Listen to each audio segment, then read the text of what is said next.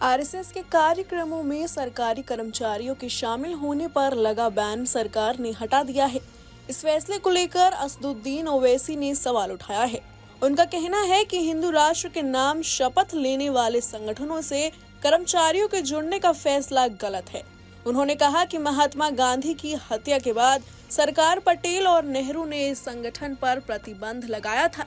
बाद में जब आरएसएस तिरंगे और संविधान के सम्मान के लिए सहमत हुआ तो ये उनके ऊपर से प्रतिबंध हटाया गया। बता दें कि भाजपा के आईटी सेल के प्रमुख अमित मालविया ने आदेश का स्क्रीनशॉट शेयर किया था। इसमें कहा कि 58 साल पहले जारी एक अनसंवैधानिक निर्देश को नरेंद्र मोदी के नेतृत्व वाली सरकार ने वापस ले लिया है। विपक्ष सरकार के इस फैसले का विरोध कर रहा है। इसी बीच असदुद्दीन ओवैसी ने सरकार के इस फैसले को लेकर मीडिया से बातचीत के दौरान कहा, इस पर महात्मा गांधी के कत्ल के बाद सरदार पटेल ने और नेहरू की हुकूमत ने उन पर बैन लगाया। उन पर बैन इसलिए निकाला गया क्योंकि उनको ये मानना पड़ा कि वो भारत के संविधान को मानेंगे, वो भारत के नेशनल फ्लैग को मानेंगे और उनको अपना एक रिटन कॉन्स्टिट्यूशन देना पड़ा और उसमें कई कंडीशंस थे जो पॉलिटिक्स में हिस्सा नहीं लेंगे। उस ऑर्गेनाइजेशन को आज ये बीजेपी की एनडीए की सरकार ये परमिट कर रही है कि गवर्नमेंट सर्वेंट्स आरएसएस के एक्टिविटीज़ में हिस्सा ले सकते हैं।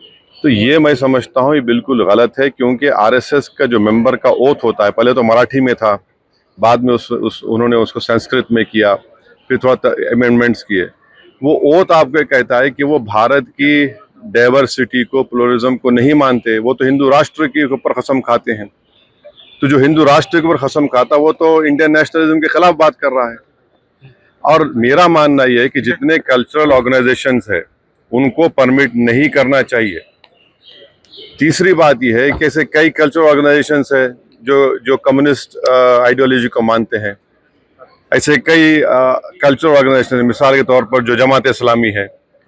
और आखिरी बात यह है कि इस फैसले से बात जाहिर होती है कि ये जो एनडीए के अलाइज हैं, ये लोग क्या कहेंगे इस बारे में भी, क्या वो इसको मानते हैं, उस फैसले को एक्सेप्ट करते हैं, ये उनको बताना पड़ेगा। इस पर महात्मा गांधी के कत्ल के बाद सरदार पटेल ने और नेहरू की हुकूमत ने उन पर बैन लगाया।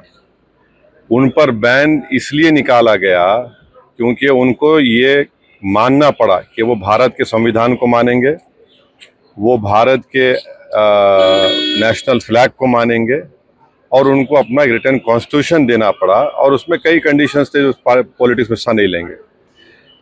उस ऑर्गेनाइजेशन को आज ये बीजेपी की एनडीए की सरकार ये परमिट कर रही है कि गवर्नमेंट सर्वेंट्स आरएसएस के एक्टिविटीज़ में हिस्सा ले सकते हैं।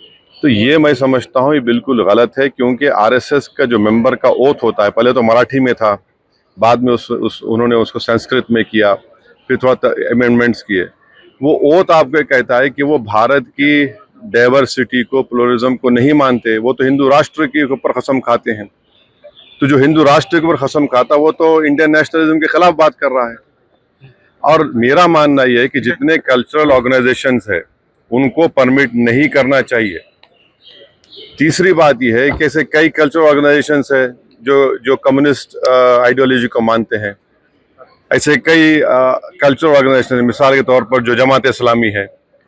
और आखिरी बात यह है कि इस फैसले से बात जाहिर होती है कि ये जो एनडीए के अलाइज हैं, ये लोग क्या कहेंगे इस बारे में भी, क्या वो इसको मानते हैं, उस फैसले को एक्सेप्ट करते हैं, ये उनको बताना पड़ेगा। बता दें कि सरकार के इस फैसले पर कांग्रेस ने भी सवाल उठाया है। कांग्रेस महासचिव जयराम रमेश ने कार्मिक लोक शिकायत और पेंशन मंत्रालय द्वारा 9 जुलाई को जारी कार्यालय ज्ञापन साझा किया, जो आरएसएस की गतिविधियों में सरकारी कर्मचारियों की भागीदारी से संबंधित है।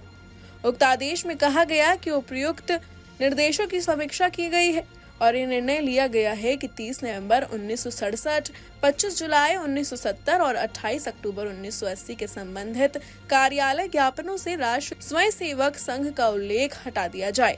उन्होंने पोस्ट में कहा कि 1967 में आरएसएस की गतिविधियों में भाग लेने वाले सरकारी कर्मचारियों पर प्रतिबंध लगाया गया था और ये सही निर्णय भी था। ये 1967 में प्रतिबंध लगाने के लिए जारी किया गया आधिकारिक आदेश है। Bureau report, news nation.